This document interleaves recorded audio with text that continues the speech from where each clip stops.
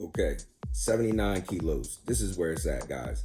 Now, why is this where it's at? Because this is where history will be made.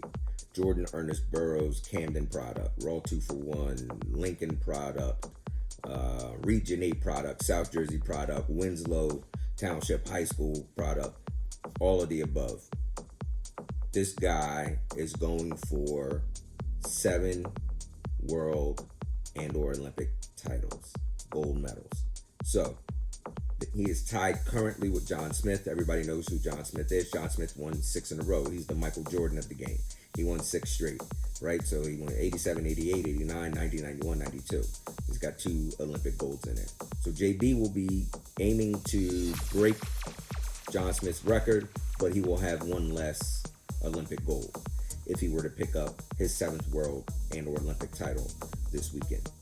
So lots of excitement, lots of anticipation about this. This is definitely special, and to just be witness to history, part of history, all of the above, definitely a blessing and very exciting. So let's take a look at it. So JB's your top seed, humongous weight class, huge weight class.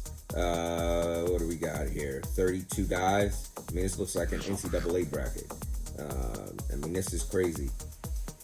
Huge weight class, but I think we're going to wind up seeing exactly what I think we're going to see, which is JB on the top half of the bracket advancing to the final. Let's take a look and see some of the guys that he may run into. I'm really not overly impressed with the top half of the bracket, and I see JB having an opportunity here to get here and make his 7th championship gold medal. But the top half of the bracket doesn't strike me as extra imposing. The only thing is with JB, when JB goes to these tournaments, he takes a minute or two to just warm up. You get older, you know what I mean? Your body is a little bit different. Everything, you got more wear and tear on your frame, so on and so forth. So it kind of takes JB a minute to kind of work into a tournament. And you see, he usually will have his best match about his 3rd match, his 3rd or 4th, or 5th match.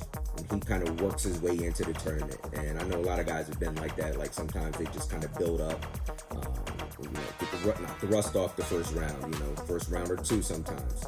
Especially, again, as you get older, knock off the rust, kind of shake off the cobwebs, and then be ready to go. So I think that's what you're going to see from JB, is he may have just a little bit tough going, and I'm not saying he won't beat these guys, and I'm not saying he won't dominate these guys, but you'll see that he's just be in some situations, my estimation, my opinion, he'll have some situations where he just needs to take a minute to kind of warm that frame up. And once he warms that frame up, he gets out to the semifinals. I think he's going to be fine, and then that's going to set him up. I mean, it doesn't matter where his frame is or how he feels at the end of that day, because he's going to have a full, 24 hours to recover and get ready for the finals the following day. Let's take a look and see who he may run into up top. I don't know. I mean, Takahashi is a name that sticks out to me that may make a run for things. So we'll see how things go with him. Gulayev could be interesting, could be an interesting run. But if I had to take a pick, Umar Pashiev. I'm going to go with Umar Pashiev to make it out to the semifinals against JB. And with JB getting the win there and then advancing to the finals. And this is 79 kilos, which is a non-Olympic weight. So you have a lot of guys that are here that you may have not heard about them before. And an interesting name that would be here, if it weren't for the ban on Russia and Belarus, is of course Arkady Magomedov, the Olympic silver medalist. He had plans of moving up to 79. So he was actually going to compete in this weight class, and I was really looking forward to that matchup. And if you guys don't remember Cody, he's the guy that tech fall Dake at the Olympics. So you know that he's about his business. And I was really looking forward to him and JB button heads here, and the fine style differences and so on and so forth. So, but on the bottom, Noka Delirum is who JB wrestled in the finals last year when JB won.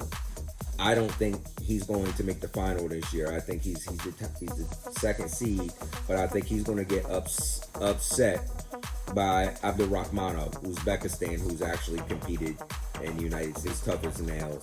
He's long, he's lanky, he presents a lot of problems because of his leverage, and he's also tough. He's tough as nails, got some good technique. I think that he will knock off Noka Delirium in the semifinal matchup and set up a nice final for JB going for number 7. So this should be interesting. Interesting weight. Little bit of talent. I don't see, some of these guys, again, minus Russia, minus Belarus, it's always going to make things interesting that you don't have, the other best guys in the world at that tournament. And you saw it on the female side. You saw Akira Fujinami right at the last moment. She wasn't able to go at 53. I mean, she wasn't just the favorite to win 53. She was the favorite to maybe go 50 points to none at 53. I mean, she's that good. She's that dominant. And obviously with her not at the weight class, it takes a little bit of the oomph off. But Dawn Parrish handled her business and walked out and took care of it regardless if Akira was there or not. She felt like she was going to win, and she went out and won that thing. So congrats to Dawn Parrish. But that gives you an idea. What I'm talking about here is like when you see this at 79, you know that this weight class would be different with the addition of Kady Magomedov being in the weight class. So I think that he would have come out on the bottom half. JB would have come out of the top, and that would have set up a sweet final. But since we don't, you do have a very competitive young man, world bronze medalist in here. I'm going with Abdurakhmanov and JB in the finals. And JB with too much riding on this thing, and he knows his place in history, and he is going to take home number 7.